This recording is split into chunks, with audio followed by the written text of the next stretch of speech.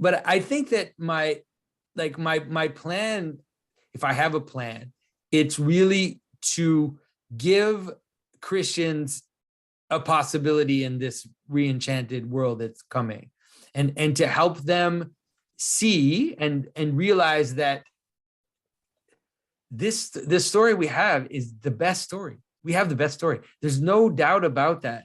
And there's no reason for the Bart Ehrmans of the world to make you doubt that anymore, because the type of argumentation that those kinds of people are engaging with, they, in the post-Jordan Peterson world, they just have no grip anymore.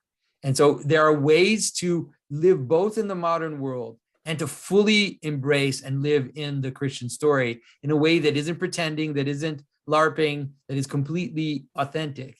And so I think that that's the plan. And I think that in general, it's also to, even for non-Christians, it's to save the re-enchantment from the woke. Because even for those that don't go all the way and don't end up going to church, let's say, and do want to remain in a kind of secular space, it's to help them not fall into the religion of the crazy religion that is setting itself up, because it's going to intensify. There's no doubt about it, right? What Klaus Schwab's new book is called The Great Narrative. He knows exactly what's going on. They know exactly what's happening. They understand that story is coming back, and that people need participation and they need sacraments. They won't use that word, but that's what they ultimately are going towards. And so we need a space in there that won't just be Antichrist. I don't know what to say except to use that term. It's a little bit of an apocalyptic term, but I think that in a certain extent, that's where we are, right? This is where we're standing. So. Hi, this is Paul, and this guy's no stranger to most of you. We've just been talking about Canada and COVID, and almost every time I talk to a Canadian, which I talk to quite a few of them, everyone has opinions about COVID in Canada. It's yeah, it's not great. It's not going great here.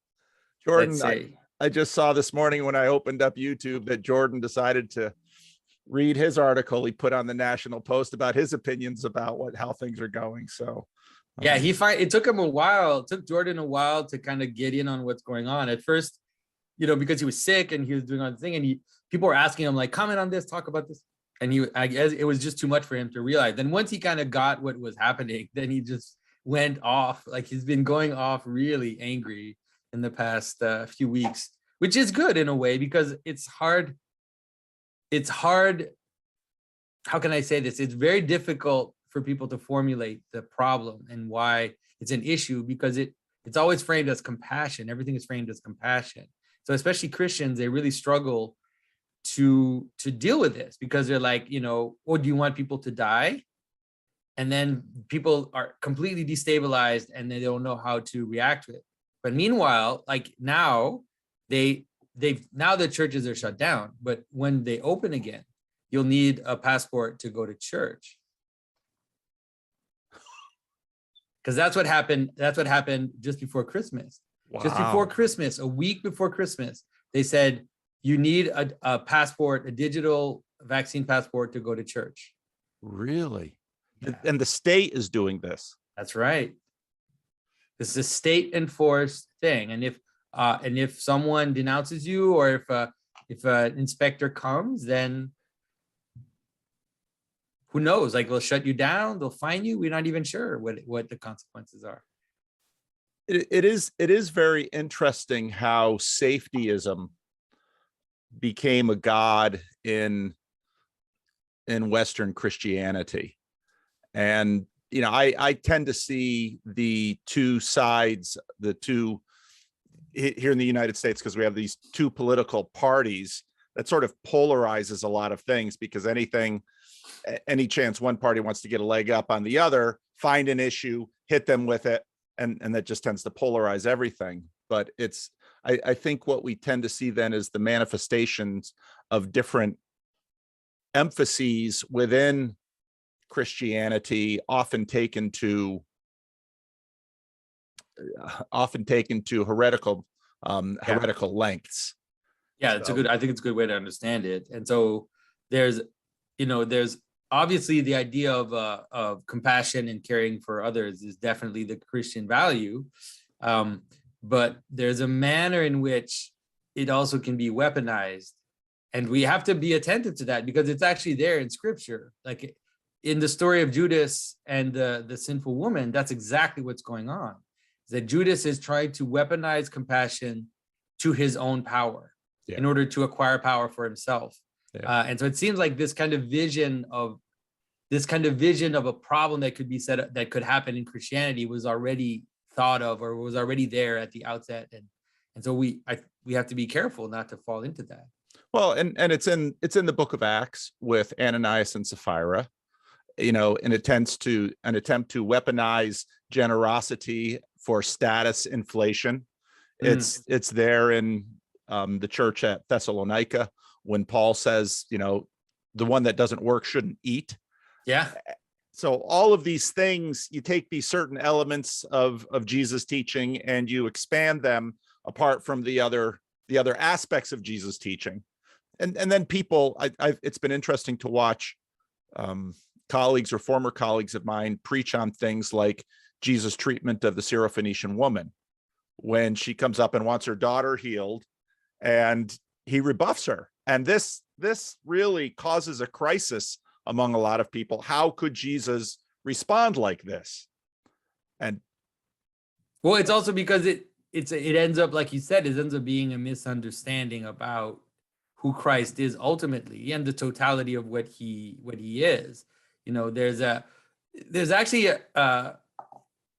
a great quote about that in Fanny and Zoe by J.D. Salinger, where the protagonist tells his sister, it's like, you don't know anything about Jesus. It's basically Francis of Assisi. You think Jesus is Francis of Assisi. And it's like, Jesus is not Francis of Assisi. Like, Francis of Assisi is good, but Jesus is not Francis of Assisi. Like he has many other aspects about him, let's say. Yeah. Well,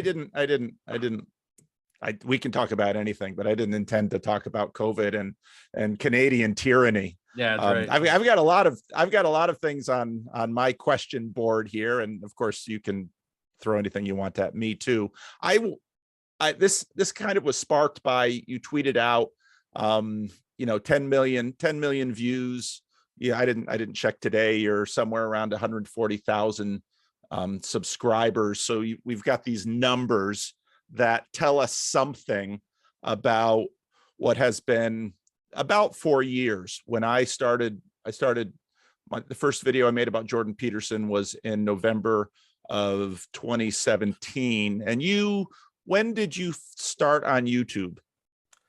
It was at the beginning of 2017, really. Okay. It actually got sparked by the first talks that I gave with Jordan in Toronto.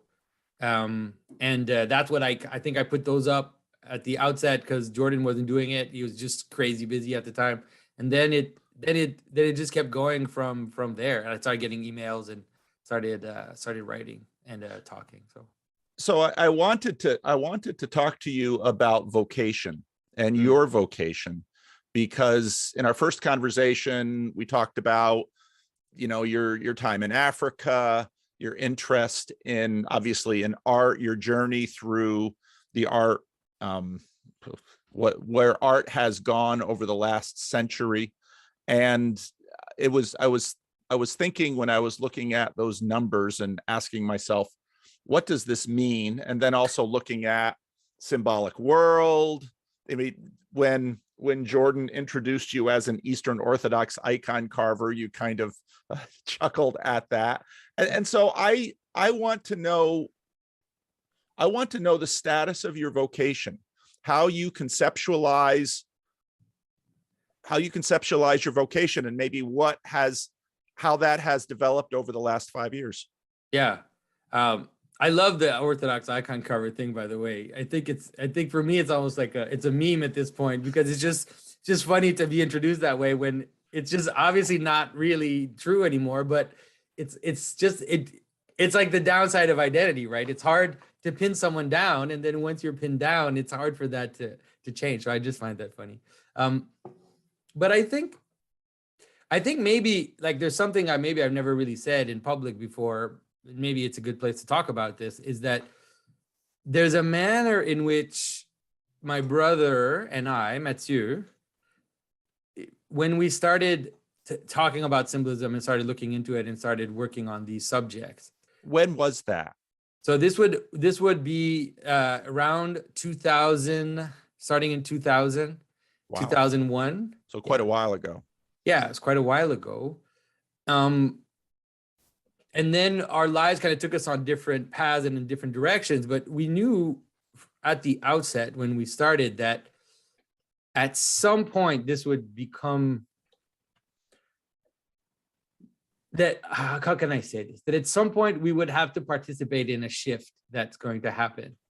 And I don't know to what extent we would participate, like what that would mean and what that would result in, but we knew that that was going to come. And we knew that it would also be a fruit of crisis, that it would be related to crisis, to a kind of crisis in Western civilization that was already there, in the early 2000s, but, was just accelerating.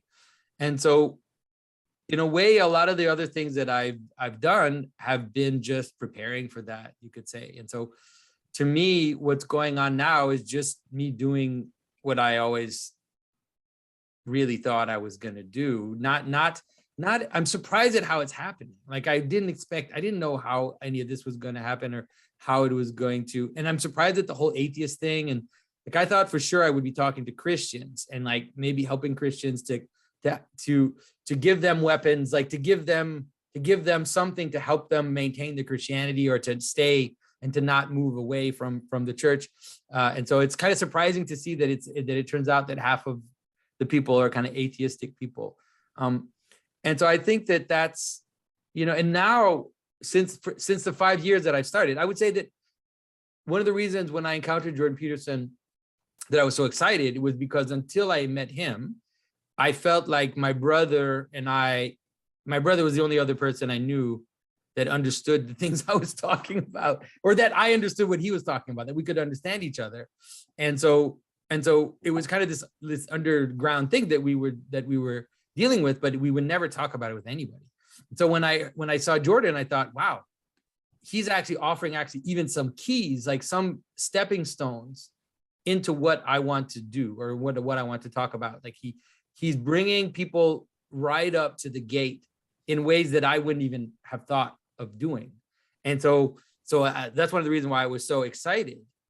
But since then, now I feel like already the whole landscape is transformed. And, if you think of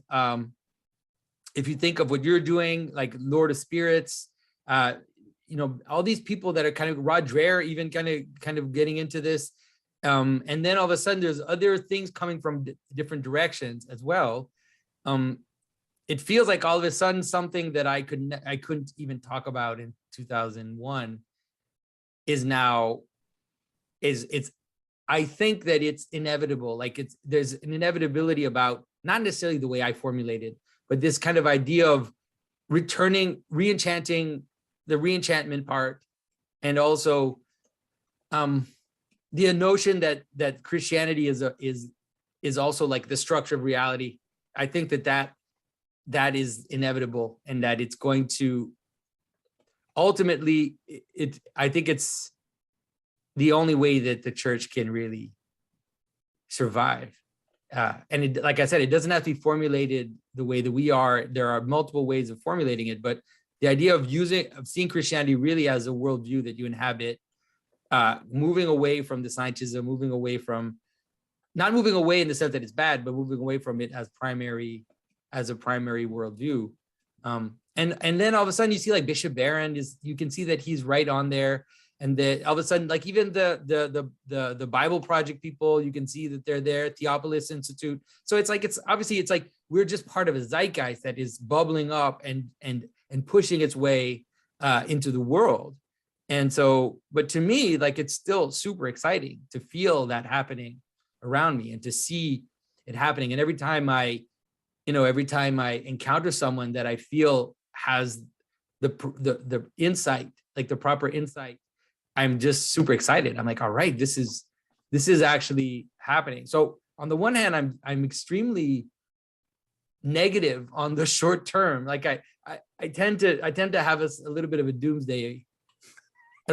doomsday approach to the short term. I always try to remind myself and remind everybody else that I do have a lot of hope on the long term. That is, I think that, like I said, I think this is inevitable, and people are going, and then more and more people are going to realize that the Christian story is the only underlying grid for the modern world. Everything that's good about it is Christianity, and that, you know, the more people realize that, the more it's going to flower back into the church, I would say. Do you remember when or what you saw of Peterson's that triggered this realization, or at least connected it to what you and your brother had been thinking about, or at least formulating things? Well, it was that talk that he gave on the CBC. It was mostly the question period. It was that he was talking about St. George, I remember, and then he was talking about logos. He was using the word logos, and I couldn't believe it. And I don't, like, I think he was taking it from Solzhenitsyn probably, but he was using the word logos, and he was talking about like this idea of the drag of the writer saying the dragon, and he was using this imagery, basically the imagery that he talks about, like the city versus chaos imagery, like the basic imagery of the order versus chaos imagery, let's say. And then he was talking about, he was obviously a scholar, and he was talking about Christianity in a way that wasn't literalistic, but positive. Because this was the key that was missing for a very long time, was that you had liberal Christians, which wanted a kind of allegorical interpretation and would dismiss the historicity of certain things, but then they would use that to actually attack Christianity and to try to deconstruct it. And then you had literalists trying to hold on for dear good, like just to hold on to the ship, and so that it doesn't blow apart. And it's often undermining themselves by arguing about some stupid papyrus fragment that they found in the desert in Egypt, you know. And I remember ripping my hair out thinking, this is not the way, like this is not going to work if we keep doing this.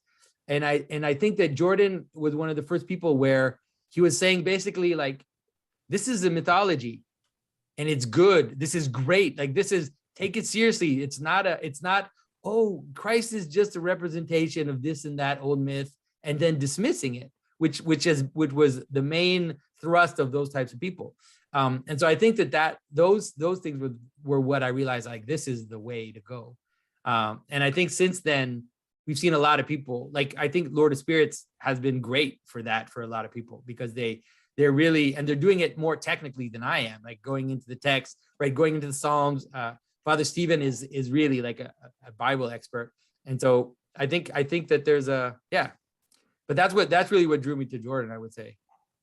So you posted the videos of, because Jordan was, of course, after C16, his world turns upside down. And so you posted those videos. You continued with YouTube. Why? It really is Jordan. I mean, it's really Jordan in a way, because he basically, it started that he invited me on his YouTube channel, and then that's where the discussion started.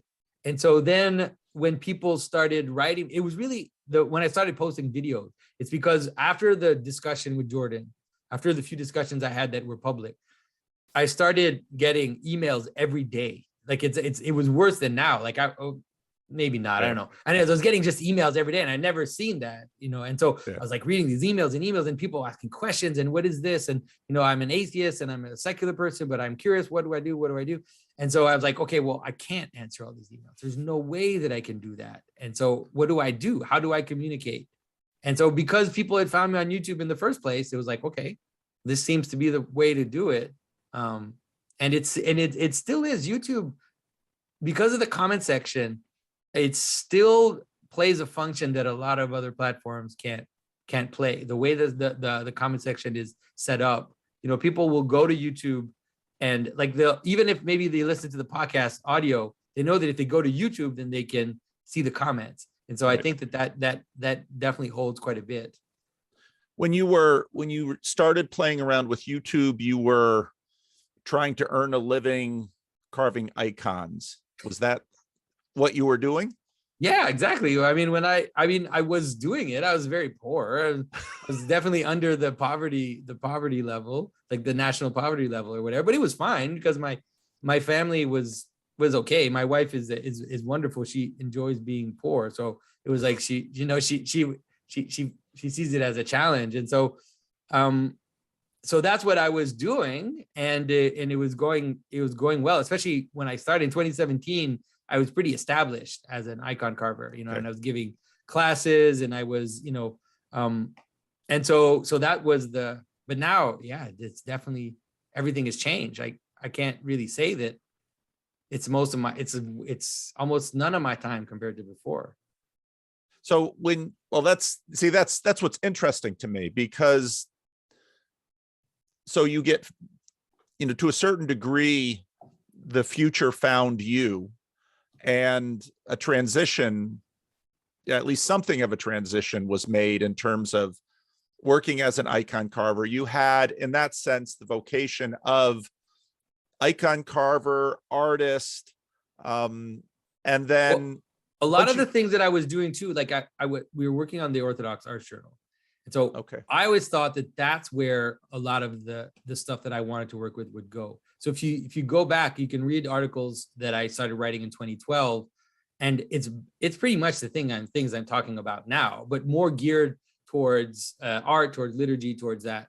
And so, but then obviously it was very limited in terms of a public, and it was writing. And so now it's definitely, I almost don't write for the journal anymore because I don't have the time. And it's, you put up a video, you get at least 10,000 views, but you write an article on an obscure journal about liturgical art. I love the Orthodox Art Journal. It's wonderful, but it's not the same. Yeah. Who was the audience for the Orthodox Art Journal?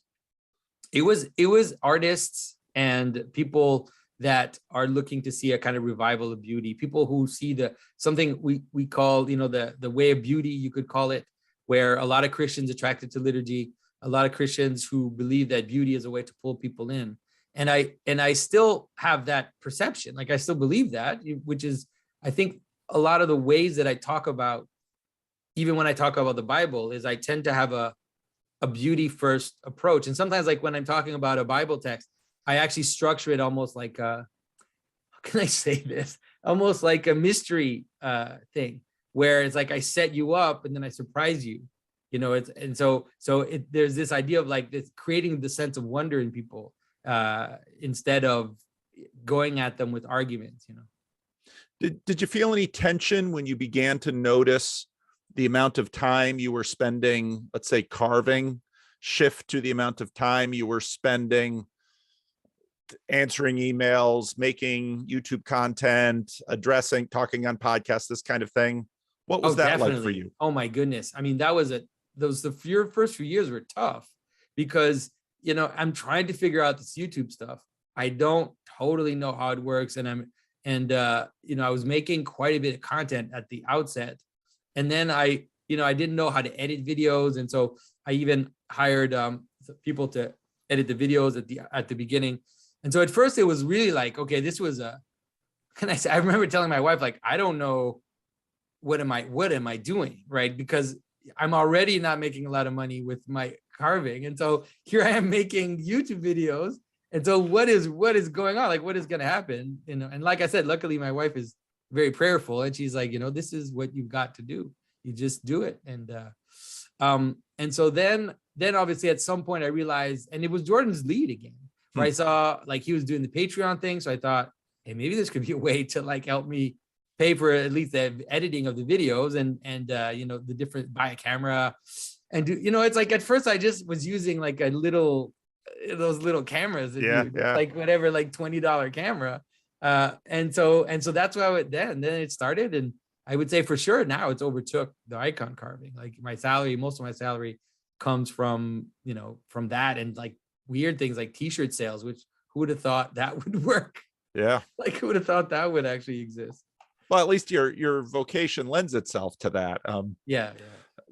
But I'm My curious, it's drawings- funny that you're asking me all this, like, because I've been watching you kind of go, and I'm like, and I mean, I don't want to push you in a direction, but I was like, it's like, is Paul going to make some kind of transition? Because like it seems like the work you're doing online is so enriching to a large group of people. Like there's at least these, like say 1,000 to 1,500 people that are really engaged. Yeah. Like way more than even in my group, let's say, like engaged constantly with the Discord and everything.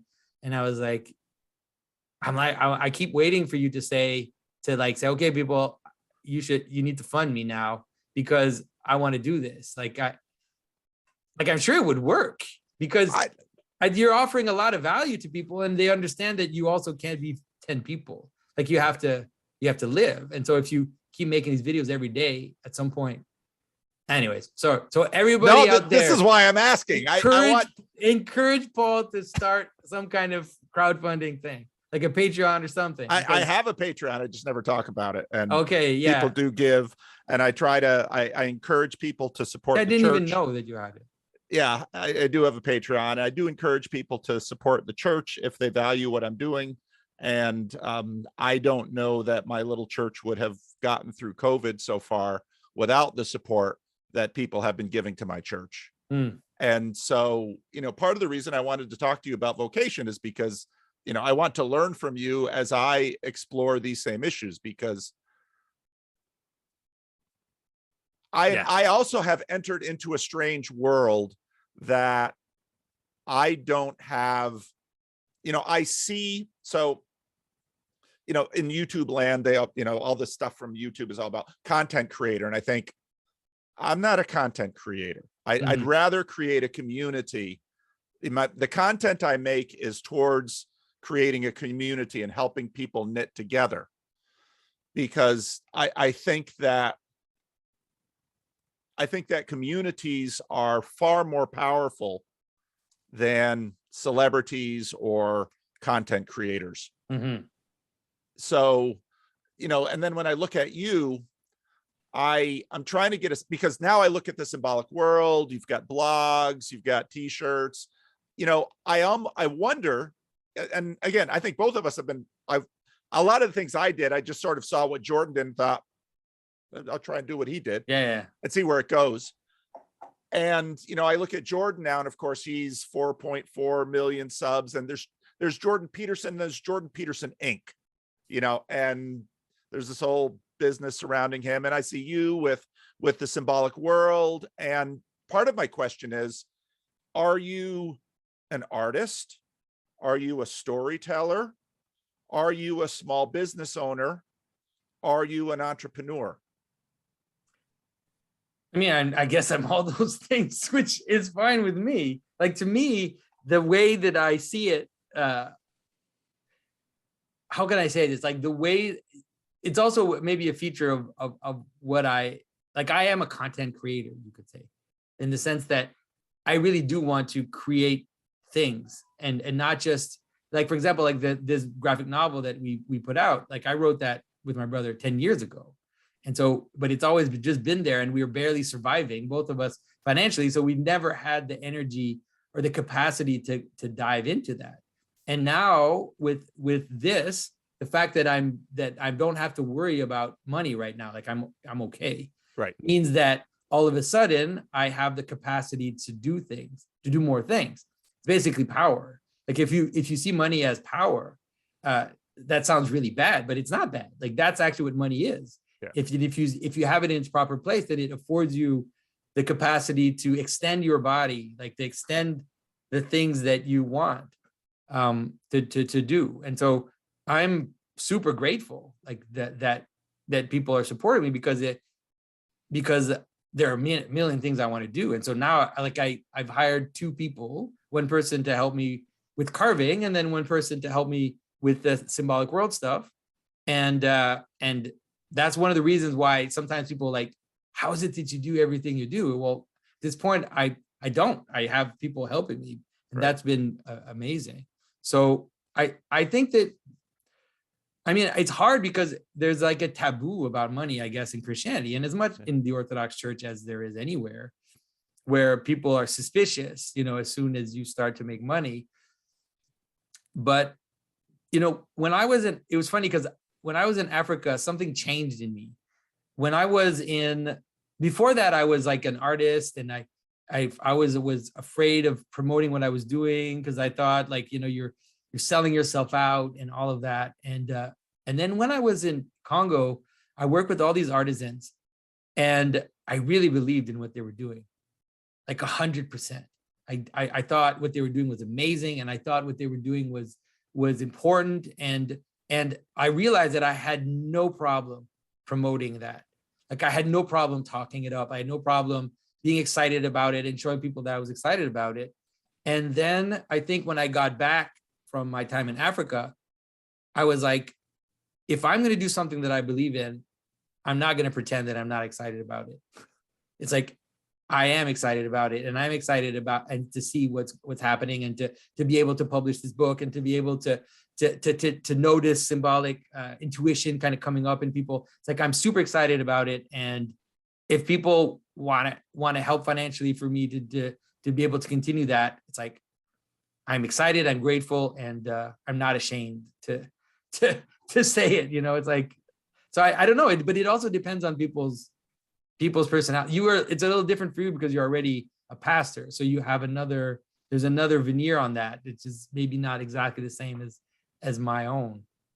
Well, in ordination, I remember when I was getting ordained into the ministry, and it was at that point that for the first time I really read the Christian Reformed Church Order, where basically the assumption was, this is a vow you're making for life.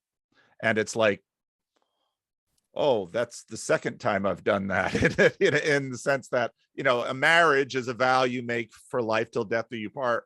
And in ordination now. Really? I didn't know that. I didn't know that Reform ordination was like almost like a sacrament in a way. Yeah, well, historically, that's what it is. Now, what it's become is, and that's why, you know, I use the word vocation, because, well, part of Reformed theology is that all of us, not just clergy, have vocation. And the vocation takes shape and form, and it's obviously individual because it relates to your giftedness, your calling. It's really where giftedness and calling intersect is vocation, and then as that rolls out in life. And, you know, because I work in churches, and my church is so small that I have, you know, my whole time here, I've pretty much the only staff person. We have a woman who does the bulletin, but not much more than that. But other than that, I'm the only staff here at this little church. Yeah. And I have plenty of friends who have their churches grow larger.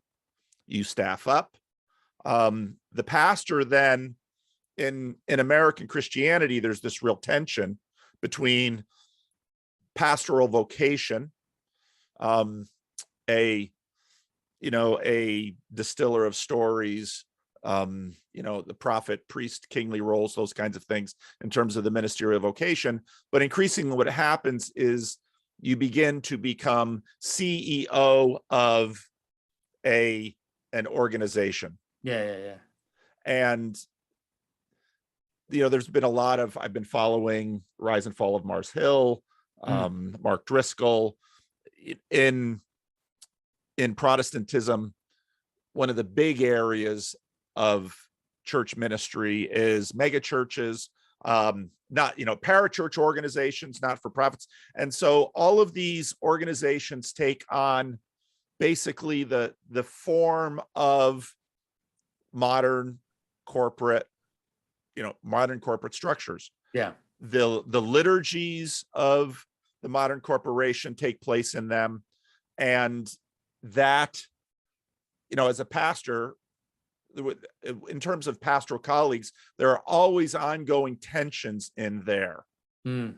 Are you a pastor, or do you run a small business? Mm. What is in fact a business? What is ministry? Just recently, with all the hubbub about Elon Musk on the Babylon Bee and the end of that, and a number of people were saying things like, well, the Babylon Bee is a ministry. And I was thinking, No. I don't see the Babylon Bee as a ministry. But I see clergy on YouTube, the Babylon Bee was a ministry I believed in. And I thought, so obviously I have the struggle in terms of my vocation and my channel and what I'd like to do. And estuary is a fairly comfortable thing because it's sort of church adjacent. But when I look at the symbolic world and I think about orthodoxy, which obviously has a long history of tradition and structure, and I look at the symbolic world and I look at, you and I have to face the fact that to one degree or another, people look at our channels and the kinds of communities and structures we are creating as quasi churches. And you, for many people, are a spiritual authority. And I don't know if you think of yourself that way. Yeah, I think that I've really tried very hard. Like in a way, it can also explain the difference between the way that you kind of set up your channel and everything around it and the way that I did. I actually purposefully tried to avoid it becoming a community. So for a while, like I would, for example, post comments on the Facebook group, but now I rarely do. Like I don't really show up on the Discord, and it's not because I don't like the people I do. Like I appreciate, and I'm really sometimes surprised.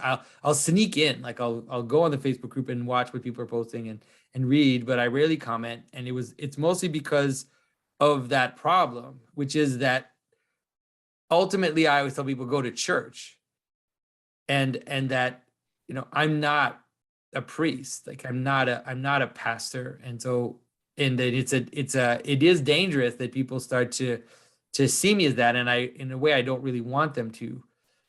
So that I've been trying to avoid the question. And I'm not saying like I don't think that there couldn't be a possibility of that existing. And then when I see what's happening on Bridges of Meaning and these different groups you're involved with, I can see that the fruits of it are positive. But for me, that's not like, for me, what I'm trying to do is help people change the way they see the world, and then try to lead them back into the church. Where I struggle with, so I definitely see that the fruits of the Bridges of Meaning Discord server are positive. I definitely see that I wouldn't continue doing what I'm doing if I didn't see positive fruit to it. My questions and sometimes anxieties often revolve around the fact that YouTube is not a neutral thing. It is not simply a conveyor of, we imagine that none of this stuff has valence. And especially, your vocation, it seems to me, has been, sort of a symbolic interpreter. And I actually see your role much more as prophet, which is different from priest. And of course, in the Orthodox Church, your clergy are called priests. None of this, you are the apostle of purpose. The apostle of purpose. That's hilarious. I saw that around. I thought it was funny. But none of these things are incidental. Yeah. And so, part of what I wrestle with is I'm not going to shut down my YouTube channel because I have anxiety about these things. I think the work through it has been fruitful and productive, but I also don't want to be naive about I partly because I'm a pastor, I regularly have people, Andrea, who we both spoke with recently in an article that she did an interview with someone, and she referred to me as her pastor. And really, yeah, and many people do. Well, yeah, you can laugh. Why am I asking you all these questions? Well, it's because I'm trying to figure this out. you're trying to figure it out. Yeah. And I don't think these things are unimportant, because, one of the things that I've been impressed with in terms of orthodoxy, and I really do have to talk to Stephen and more Orthodox clergy about this, but I mean, orthodoxy in America has taken to podcasting and YouTube and electronic media with a particular amount of savvy and success that is interesting, especially because they're showing up with robes and beards. And I mean, it's the weirdness that Tom Holland is expressing his desire for in Christianity. Yeah. Yeah. So, I mean, go ahead. I think it's, I mean, I understand your struggle in the sense that I think I probably have a little bit of it, but not as much, because, because of the fact that you have these maybe lost sheep, these kind of lost sheep that are coming to the online communities and are getting support, getting, help, getting friendships and everything. And so it's like, this kind of virtual church, but it's definitely, I don't think it's it can never be a substitute for like a congregation, like an actual physical church. Man, yeah, it's but I mean, I'm sure that, don't you think that a lot of the people, let's say, will end up drifting back into some church at some point? Like, is that something that you're seeing happen, or you don't feel like it's happening? Definitely. It's definitely happening. But so about 10 years ago, when I would compare notes with other colleagues, we began to increasingly note what we called grazing among people in North America. I go to the Catholic Church for my Eucharist. I go to the evangelical church over here for their Bible study. I go to the mega church for their Christmas pageant. I read Christian authors or Christian blogs or women Christian bloggers, and so part of, I mean, this is a radical shift from, let's say, a medieval village with a physical building church at the center, a conceptualization of a parish, in a sense, one religion. This is a Catholic town, let's say, something like that. Yeah. Where now people are, and I'd get these questions from the Discord server, because people would say to me, what does it mean that I now go to an Orthodox church to get my liturgy and my Eucharist, but I listen to a Dutch Calvinist pastor 5 days a week and his mental meanderings? Yeah. And well, that's okay. That's flattering and it's interesting, but I think ecclesiastically,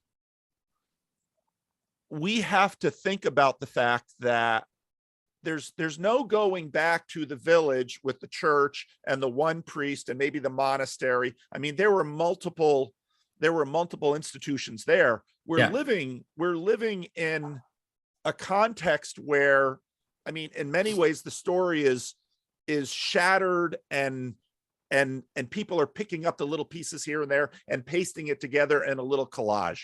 Yeah. No, you're right. I mean, we're on the edge of the world. We're in land of the hybrids, land of the monsters. That's really where we are. And, it's good that you recognize it. And I think there's also, like you seem to be suggesting, that there is a manner in which this is inevitable. Like this is the world we are in. And there's also no point in pretending that that's not the world we live in. And so I think that, So I think that like it really is the story of St. Christopher. It's like the ark, right? It's the idea that we need to understand that this is also the situation now. We don't know how it's going to get resolved, but the situation now is a momentary situation, right? This is not the image of the New Jerusalem. Like this thing that we're dealing with, this weird internet thing. It is in a certain manner the edge of something, and so, but the edge also is a carrier and can carry the seed into the new world, you could say.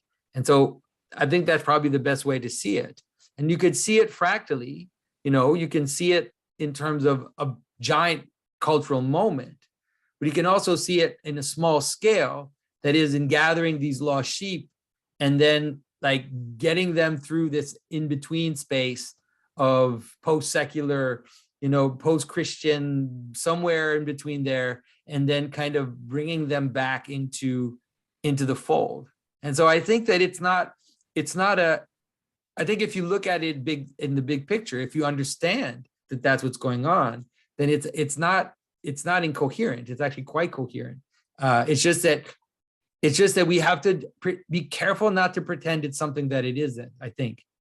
Right. And I think that like the danger you feel of someone saying that you're their pastor, even though you host a Discord server, is something that is definitely like, oh, that should ring a bit of alarm bells, and say like, okay, this Discord server, it is like a bridge. The bridge is great for a name, right? It's a perfect name, but it's not the destination. It's a space to kind of for you to bring together so you can then land on the other side. So I think that if you're aware of what you're doing, I think that it's not only fine, it's essential at this moment. I'm not giving it up, but I do want to. The problem of walking around with your eyes closed is that you bump into things and hurt yourself. But that tension of the fragmented versus the whole, one of the things, and you spoke about it already in terms of the inevitable, the notion that Christianity is the structure of reality, that is inevitable.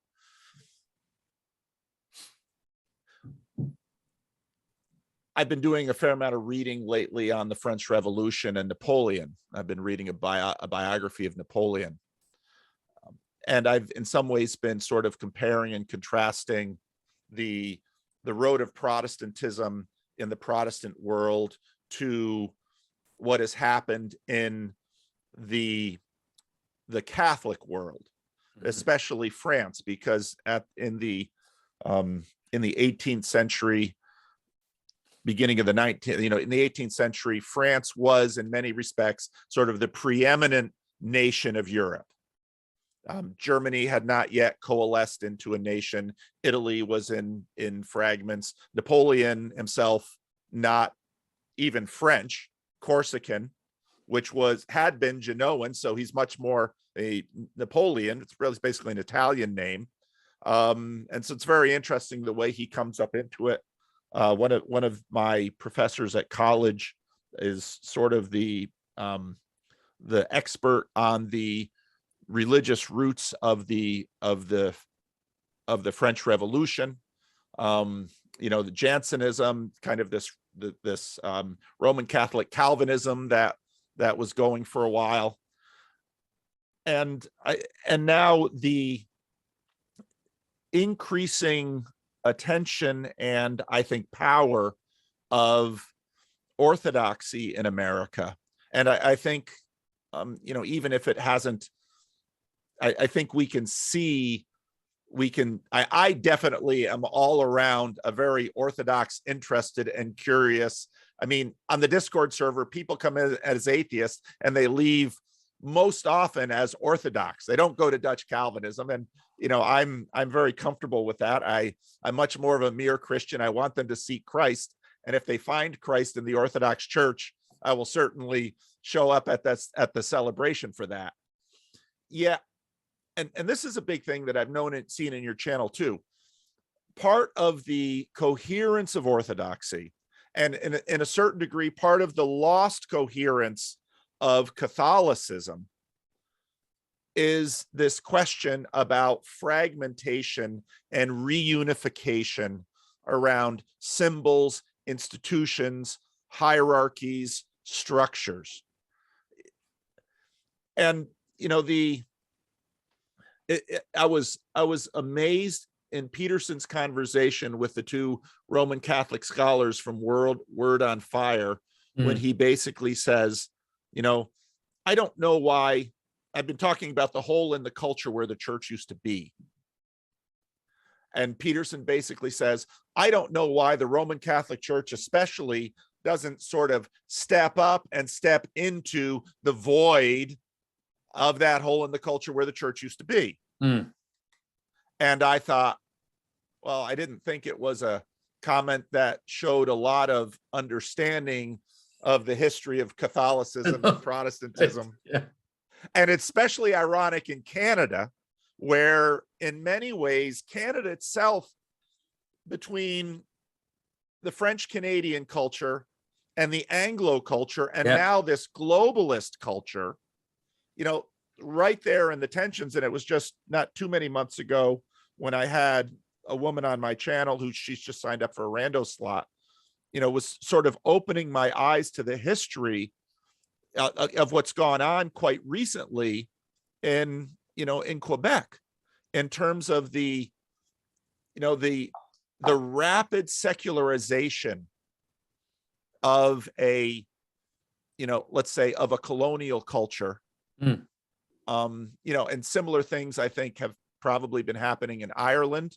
Poland, might be, who knows what's going to happen in Poland. And so it's interesting to me to watch you very winsomely and compellingly create a vision for reunification. And then I see that in the light of, well, it's not incidental. You're French Canadian. And so I see all those pieces and I say, none of this is incidental. Like, how does this work? This is deep in your story. And, but I'm also I'm a French Canadian, grew up a French Canadian Protestant. Yes. That is, my parents converted from Catholicism, in the 70s. And so like just a few years before I was born, just a few years before they were married, and then a few years before I was born. So it's a very strange, my position, let's say, in the culture was already strange when I grew up. When I was young, I would get bullied because I was a Baptist. Really? That's funny. Yeah. Because bullied by whom? By the Catholics. Because when I was young, there was still enough remainder in the culture that, for example, you would get confirmation, first communion in school. So it was a Catholic school, and they had Catholic teaching. And so every week we would get pulled out of class because we weren't Catholic. So someone would come and say, and like you would leave your class to go to something called morality class. So you would have morality class, and then they would be having catechism. And so I was so everybody knew. And so I didn't go to to first communion and then confirmation. And so everybody knew that I was different. And I mean, I don't think they cared, like the kids were too young anyways. Right. It was not about whether I was Baptist or whatever. It's just that I was just different. And so I remember getting beat up because I was Baptist. So talk to me about this transition in Quebec, because, from what I hear, there's abandoned churches and the churches weren't very pretty to begin with. And because I don't think any of this is incidental in, Rod Dreer's story as well. Yeah. It's like here, it's a trauma. Like the whole Quebec church situation is it's a serious trauma. So imagine the most Catholic place in the world. Basically, during World War II, the Vatican had secret plans to move to Quebec if Mussolini won the war. That's how Catholic Quebec was. It was like the most Catholic place in the world in like the early century. And then in the 60s, the baby boomers, basically, they just flipped completely. And then within one generation, it was finished. And so there are still, like, let's say in the folk, like in the lower classes, you will still have people who baptize their kids, but it's dwindling. And it really is people who just do it because they don't even know why they do it anymore.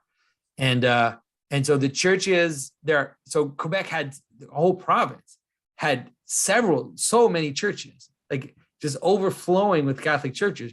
You go to Montreal, there's like a Catholic church, everywhere. Like you look around, you see all these church towers. And so it was a massive shock, and it was done in a way that was revolutionary. They call it the Quiet Revolution, and it was done through a kind of anti-clericalism, which was born in the church, to be honest. That the Catholic Church destroyed itself because the generation of priests that came about, let's say when the baby boomers were there, the most influential ones were just a bunch of Marxists, really. Like there were a bunch of lefty priests, and they wanted it all to change. Vatican II, all of it happened at the same time, and within one generation, the churches were empty.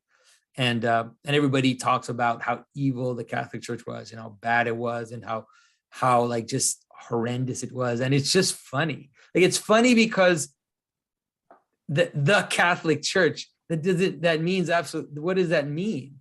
Like there is no them. It's like the Catholic Church was just us.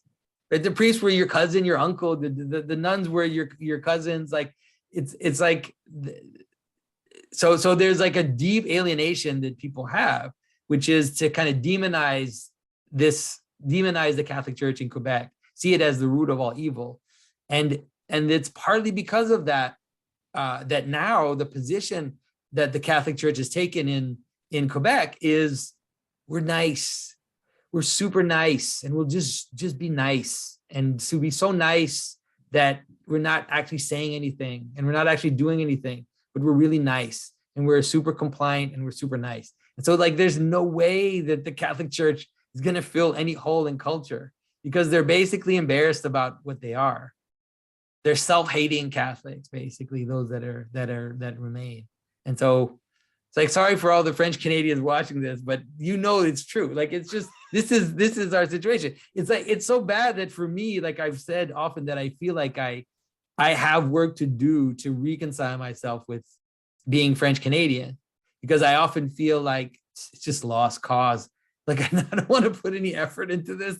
It's like when I speak English, then it's like I have people who listen and understand what I'm saying. But if I speak French, then forget it. It's just useless. So we have a French podcast, by the way, JP Marceau and I, but it's like, I don't totally believe in it. Not that I don't put my effort into it, like I do, but I feel like I always tend to think that Quebec is lost, but I don't think so. I mean, God is greater than all things. And, I think it's maybe my own trauma that is making me say something like that, but. I think so. I'm living through the collapse of, in many ways, my own little tradition in the American church. I mean, the Reformed Church of America has just basically has just fractured itself over LGBT same-sex big marriage. Surprise, huh? Big surprise. And the Christian Reformed Church, its dynamics are a little different, but it's going to have a fight, and it will have a smaller split. But I think we need to pay more attention to how churches commit suicide. Because, it's so interesting. I've read a little bit of The Quiet Revolution. I didn't buy the whole book. I read the Kindle sample, but, this is a pattern. The Great Eastern Church that went all the way, I mean, before Islam, that basically went all the way to the Pacific. Mm. And then, the Mongols, of course, came through, and Islam rose, and Islam carved out, huge chunks of where that Eastern Church was. Europe itself had been, the center of the Christian world then for a number of generations, spread Christianity throughout the world through colonialism and really through secularism, kind of this shadow. I mean, secularism is sort of a shadow Christianity that it's almost a vaccine. It's like the weakened virus of Christianity. Yeah. And then we're watching secularities collapse. The rise of resurgent Islam is definitely the collapse of secularity in the Islamic world. It's happening in India. Both Russia and China have figured out that if they want to have a virile culture, they must have a religious core to it. Otherwise, the culture won't really be stable and endure. And so in the West, we're uncertain as to secularity. And someone, I thought the most salient moment of I keep forgetting Ayaan Hirsi Ali's conversation with Jordan Peterson was her complaint that she went to Western Europe and she saw secularity and as sort of a savior for what she grew up with in terms of the totalitarianism of Islam. And she was so frustrated that the Europeans don't promote their own culture to the immigrants. And for that reason, other things, if you leave that vacuum, things will fill it. Yeah, exactly. It's not, there is no such thing. Yeah, it's not empty, really. It's not, yeah. So no, you're right. The secular, I mean, I think that the secular illusion is breaking apart, but I don't know, I'm not sure what that means for us, because it's as if it's like the ones that brought it about, we're the ones that brought it about. Like the West is the one that brought about the secular illusion. So it's hard for them to let go of it. And I don't know, I'm not sure it's possible, not in the short term. It's hard to imagine. Well, and in terms of the French Canadians, yeah. I mean, and I've read a little bit of it. I mean, there was a sense that the church was very similar to the Protestant Reformation, sense that the church was corrupt. Yeah. And people had it with the corruption of the church. So the anti-clericalism, abandonment of the church, but that hole gets filled with something. And, before we got on, we were talking about COVID, and it sounds like the something is a secular material safetyism that tries to dress itself up in compassion, but becomes totalitarian. Yeah, but for Quebec, it's true. It's a super interesting case study to see this happen in accelerated mode, let's say. So when Quebec, the Quebecois turned against Christianity, they embraced nationalism, right? And that was their key, like French language and all these French language, laws to like preserve the French language and the Quebec culture. And we created our own music industry, our own cinema, we have basically this small cultural industry for 7 million people here in Quebec. And, we're going to separate from Canada, blah, blah, blah. One generation. And now it's all over. It's finished. French Canadians will vanish. Like, it's no joke. They will just vanish. And it won't take that long, because language is not something that holds people together. And these national identities, they're just superficial, and like Quebec history, when you eviscerate all the Christianity out of the history, there's nothing left. But there's nothing left but brute colonialism. And then you get rid of that because you think that that's shameful. And so what's left? Nothing's left. And so French Canadian culture is going to vanish. I mean, unless something happens. But the way it's going now is going to vanish super fast. Also, What's because the people replacing aren't it? having kids anyways. Yeah, So well, it's all that's, yeah, going to that's go. true. And It's so all going to it might be go. who replaces them. Right. Exactly. Yeah. So what is replacing it in the culture? Is it just kind of crappy common world culture movies and, Yeah. you know, Yeah. That exactly that. And now with look at who are driving this globalist push in COVID. It's Justin and François Legault, our prime minister. So it's the Quebecois prime minister of Canada, and it's the Quebec prime minister of Quebec. Like it's the two French Canadians that are driving this globalist push. and what about all the rest of Canada? Do they just have no substance either, that they're simply cowed by, yeah, as Glenn Lowry loves to say, waving the bloody shirt of racism or whatever past inequity, and everybody just cows and gets into their seat and says, okay, whatever you want. Is that what's happening?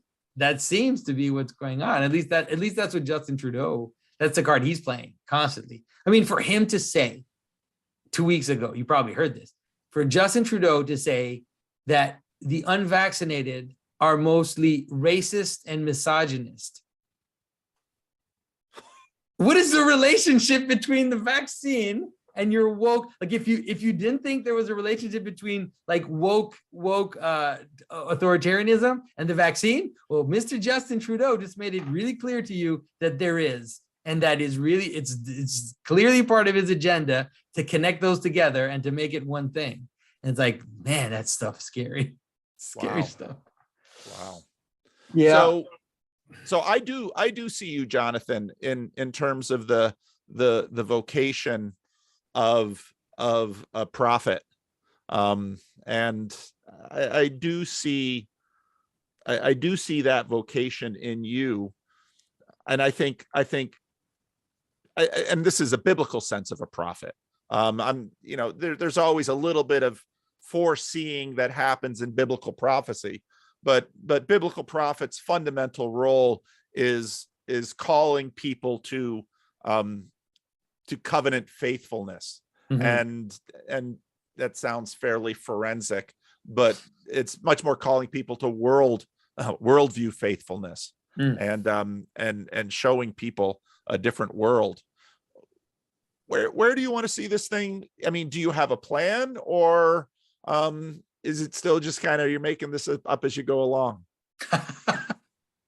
I definitely I do have like a plan, like a long-term, like a let's say a plan in general, but I am also making it up as I go along. I'm not super organized. It's probably pretty clear. If you look at my videos and you look at the titles one after the other, you realize that Jonathan is not the most organized person in the world. That is for sure. But I think that my plan, if I have a plan, it's really to give Christians a possibility in this re-enchanted world that's coming, and to help them see and realize that this story we have is the best story. We have the best story. There's no doubt about that. And there's no reason for the Bart Ehrmans of the world to make you doubt that anymore, because the type of argumentation that those kinds of people are engaging with, they, in the post-Jordan Peterson world, they just have no grip anymore. And so there are ways to live both in the modern world and to fully embrace and live in the Christian story in a way that isn't pretending, that isn't LARPing, that is completely authentic. And so I think that that's the plan. And I think that in general, it's also to, even for non-Christians, it's to save the re-enchantment from the woke. Because even for those that don't go all the way and don't end up going to church, let's say, and do want to remain in a kind of secular space, it's to help them not fall into the religion of the crazy religion that is setting itself up, because it's going to intensify. There's no doubt about it, right? What Klaus Schwab's new book is called The Great Narrative. He knows exactly what's going on. They know exactly what's happening. They understand that story is coming back, and that people need participation, and they need sacraments. They won't use that word, but that's what they ultimately are going towards. And so we need a space in there that won't be,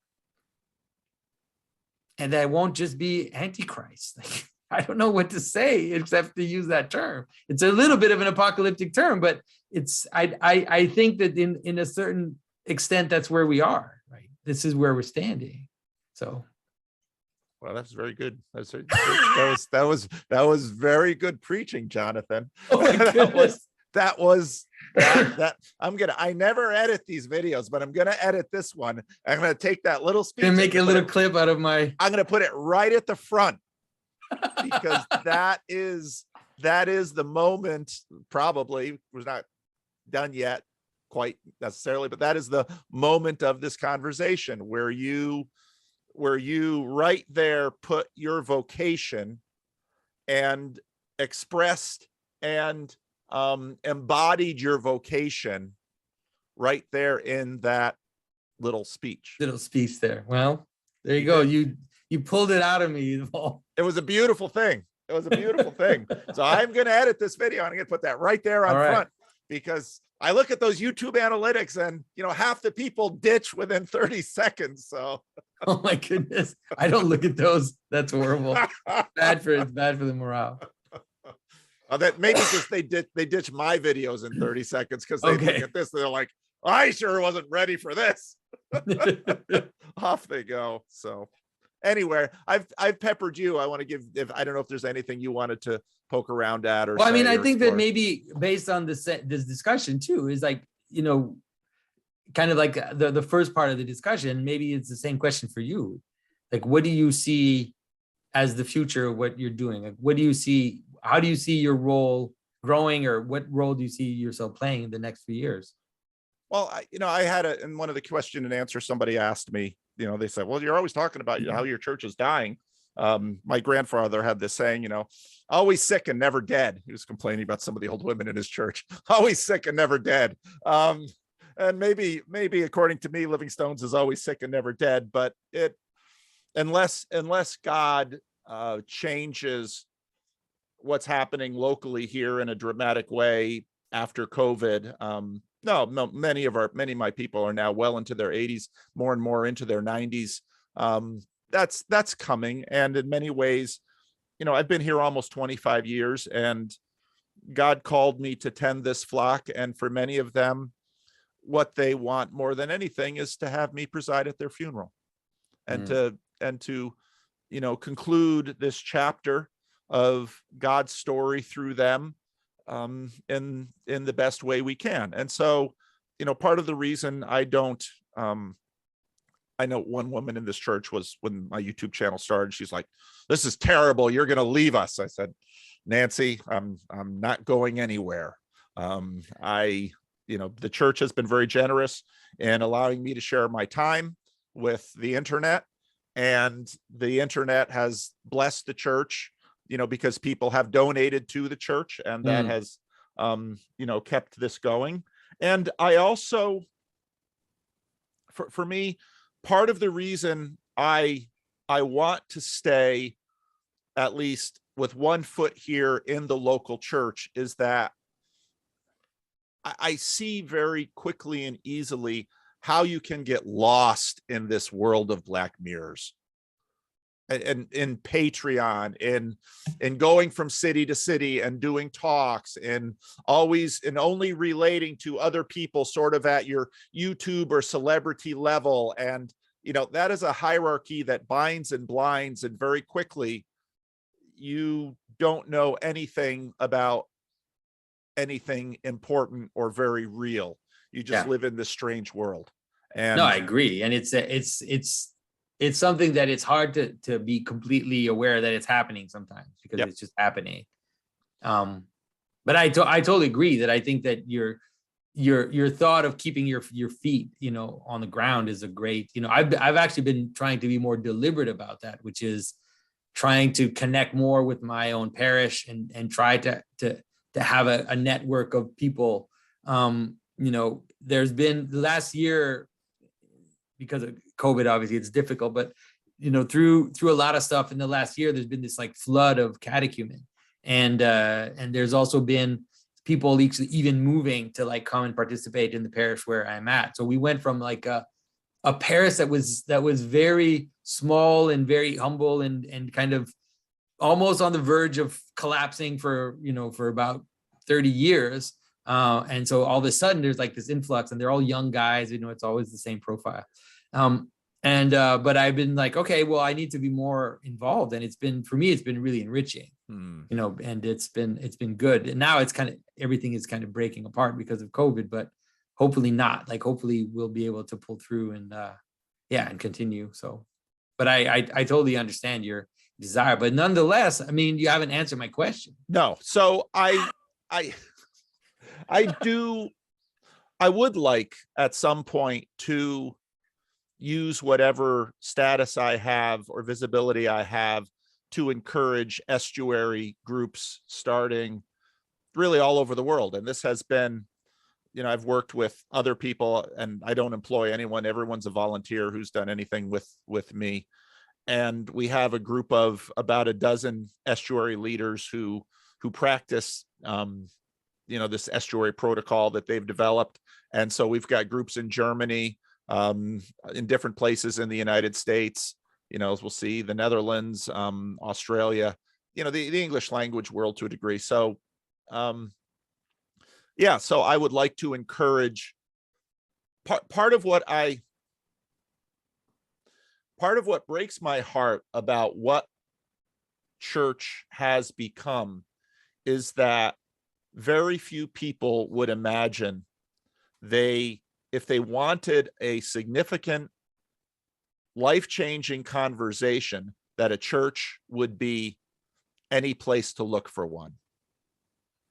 And right now, there are so many people who are deconstructing is the favorite word right now, but people who are sense making is Rebel Wisdom's word. People are trying to process the changes that are going on in this world and in their lives, and they don't have good people. You only process this stuff through conversation. You have to do that, especially if you're going to do it productively.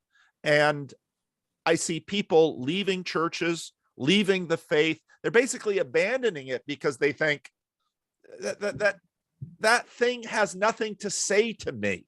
And, I wonder, even looking at, let's say, the example of Quebec, if in fact, instead of having a quiet revolution where everyone just takes all of the things that they have held in their hand, the stuff that multiple generations had placed in their hand, they just said, what if, in fact, others could come around and say, yeah, there are a lot of problems here. Let's talk about this. Let's not freak out. Let's not smash. Let's not destroy. Let's not abandon. Let's talk. Yeah. Let's engage. C.S. Lewis's complaint about the Protestant Reformation was, they smashed, they abandoned, they fought, they killed, they burned. And to a degree, in any transition, that physical manifestation is probably in some ways inevitable. Yeah. But is it always necessary? And, part of a pastoral presence is, having someone come in your office and say, I'm sick to hell of this church, and I don't believe Jesus, and, I can't believe any of this anymore. Okay. Tell me more about it. Not to be the pastor. Oh, how dare you say such things in this building? No, tell me more about this. Let's talk about this, and let's try to get underneath it. And before there was psychology, there was the care of the souls. Yeah. And that's story curation. Yeah. So I want to see churches. I want to see churches love the people. I want to see churches love their rebels, and maybe care for them and come alongside them instead of going through the tremendously damaging process that we've tended to be using for hundreds of years. Yeah.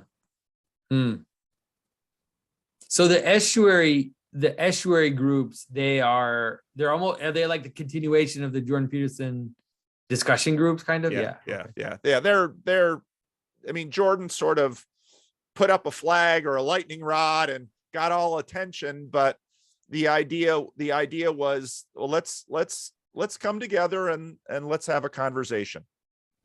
And this is a place where you can, if you want to cuss at me, if you want to tell me exactly what you feel about the church or God or ministry, you go right ahead. I mean, I'm not going to jump down your throat. I'm going to listen to you. You know, it's in a sense what the Lord does with Job.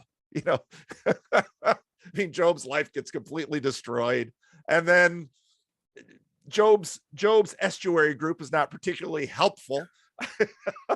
But in the end, I mean, Job, he's a little upset about the death of his children and the destruction of his life, and understandably so. And the Lord takes it. The Lord does show up and say, now, wait a minute. You've got to understand you and me and the situation. But in the end, the Lord says to Job, you know, this was good. Glad we did this. And your friends, however, you know, Job not makes so sacrifices for your friends. Not so good. And unfortunately, the church too often has been Job's friends. Yeah, for sure. Yeah. So what I would like to see is for the church to not be Job's friends. And I think that would bless the world, because I mean, where you and I in this funny little corner of the internet agree is that I think Christianity is inevitable. I think it's the best story. And I think the reason it keeps reemerging is because people abandon it, go looking around for other things, and maybe a generation or two later begin to say, that was better. But then the Christianity also has this capacity to reconstruct itself within different cultures. And how this is done, I think none of us can fully understand. Because if you look at Augustine's culture or Justinian's culture, or the culture of the Christians of the East, or culture of African churches now, and you know, that's all Christianity, but you know, how can we, it's quite mysterious. So that's for sure, that it's mysterious. Yeah, that's for sure. So it helps you understand a little more, I guess. So I guess for you, the groups are more even important than the channel, because when I ask you what you see, that's what you see. Yeah. I mean, the channel is conversations, me working my own. I mean, everyone's my therapist in my channel. There's one guy and a few thousand therapists listening to me and talking back. But the groups, no, because you know, small groups of look what Jesus spent his time building. These disciples changed the world. Yeah. There's a lot of differences between Jesus and John the Baptist, but one of the key ones is the church. Yeah. John the Baptist didn't leave a church, and the church has, for all of its flaws, has continued to reshape the world. Yeah. So definitely. So I'm a pastor. This is what I do. So in that sense, I see my work very much within my vocation, but I do have, there are many concerns and anxieties about the technology. I mean, some people quip lovingly to my channel, oh, that it's just Paul and his string of heretics, and sometimes they are. But yeah, do you still have the in-person groups, despite, I guess not with COVID? We haven't done the in-person groups for a while, partly because I wouldn't have any problem with having the groups at church, but it's a little I want to respect my elders here and my the people. I'm under authority too. Mm. And so we're just laying low and playing it cool. Part of the difficulty of our local group has been too that I've because I have a degree of celebrity, people come to talk to me. And so we haven't really been able to sort of shake the Jordan Peterson stuff and do the estuary stuff. That's been easier when I'm not there. That's hilarious because I've had the same experience. I was talking about this actually with someone just 2 days ago or yesterday, is that so even in like the symbolic world, we have these reading groups, and there's like a fairy tale group and there's another reading group. And so, you know, people thought, and I thought, oh, it'd be cool if I drop in there once in a while and kind of participate, but it's like, it doesn't work. Because if I show up, then everybody just, obviously, nobody does it on purpose, but everybody stops talking. And then everybody like is waiting for me to say something. And so it's not as, so it's a little awkward, sadly. Like I wish it wasn't, but that's what happens. So, well, the local stuff, COVID will end, and then that's a very optimistic statement you made there. It will. All things in the age of decay in that come sense, to an end. like ultimately it will end. Like for sure, it's not an infinite. The COVID is not infinite. That's for certain. People keep worrying about a coming American Civil War. I think Canada's going to break up first. No, why would it? Because everybody agrees. Everybody loves the authoritarian. I think the measures here in Quebec, well, maybe it's changed now because he's really pushing, but until recently he had a 65% approval rate as the prime minister, as the premier of Quebec, and Justin, he did lose the popular vote, but he still was reelected despite being Justin Trudeau. I mean, my goodness, why is this person keeps getting reelected? It's such a mystery. He's good looking, I guess, is the only thing I can say. Maybe he'll leave his wife and he and Ivanka will yeah. Oh man. There's all these memes. There was, when he visited the US, there were all these memes, all these pictures of Ivanka catching, glances at him. Find someone who looks at you like Ivanka looks at Justin. Well, Jonathan, have we done this justice? I think so. Okay. I think it was a good talk. Thanks, Paul. I appreciate it. And thank you. Thanks for pulling stuff out of me that I don't tend to say. Well, it's God works through each of us, and he's I've been thinking about your vocation because I'm thinking about my own. And I do see yours as a prophetic vocation, and I think you're doing it well. It'll be interesting to see how God continues to use you. So and so I appreciate it. I always drop into your videos once in a while. I don't watch all the videos. I don't watch really. You don't have 3 hours a day to watch all my content. Right. But I watch more than you might think, though. I do, but not watch. I listen, because watching is too much. Like and if I'm in the car or whatever, I'll listen. And so and I realized like it was even in the Ben Hackey video that you did on the Ben Hackey video, I was just the way you were framing some of the things that even I was doing, I thought was super helpful. Like you're really helping me think through my own, sometimes because I don't always know exactly, I don't totally understand the things that I'm doing. I'm working through intuition. So I really appreciate it. And it's great to see the crossover between all these discussions and communities, and with John Vervaeke and everything, all these ongoing discussions you're having. And yeah, I hope it'll continue and grow and bear fruit. We'll have to start a betting market to wager the when do you know if Jordan Peterson was baptized as an infant? No, I don't think so. Because United Church of Canada, they do infant baptism. But Maybe it's possible. so betting markets in terms of how to mark Jordan Peterson's conversion and also John Vervaeke's conversion. I think John is, he's into Neoplatonism now, and I'm just thinking he's, we started with Plato and Socrates, we're into Neoplatonism, we'll be, Well, for sure, George. I don't know if you know it. I don't think it's been put up yet, but I did a podcast with Michaela. Oh, yeah. They said they would put it out before the beginning of January. I don't know why it hasn't been put out yet, but yeah, I did an interview with Michaela, and it was tricky because she was asking me like, what's the difference between Protestants and Catholics? Like, because she had this like conversion experience. Yes. And she's trying to figure it out. And so she's like, can you tell me tell me what's the difference between all these different Christians? And I was like, oh man, you put me right in a minefield here. But it was good. It was a good discussion. I can't wait for people to see it. And I'm doing this discussion with Tammy.